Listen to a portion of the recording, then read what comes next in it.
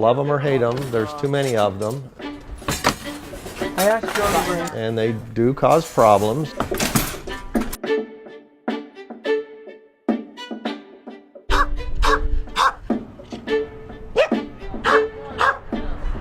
There's about 200,000 of these free-roaming cats in the valley. We kept 104 cats at one time.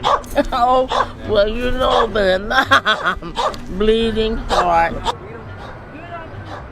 When the cat is in a breeding colony, you know, its primary motive in life for the males is to control territory, gather up the girls, so they're just constantly fighting. Every female will have 1 litter of kittens a year. Quite a lot will have 2, and some will have 3. And that's incredibly stressful and incredibly draining. You'll see a 3-year-old cat that looks like it's just been run through a meat grinder because it's just fought and fought and fought. Once the cats are all spayed and neutered, that whole breeding dynamic just completely goes away.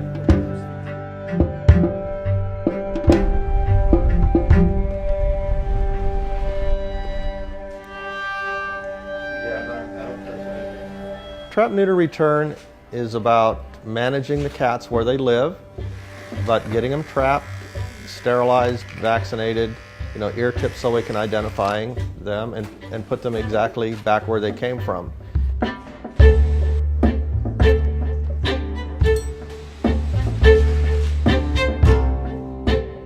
It's about taking a breeding colony of cats and turning it into a retirement community for the cats. The vast majority of these cats are not socialized, they're not adoptable. They're historically, really the only outcome if they went into the shelter was to be euthanized. We have a huge problem, and the answer to that problem is a huge solution, and that's what C5 was built to be from day one.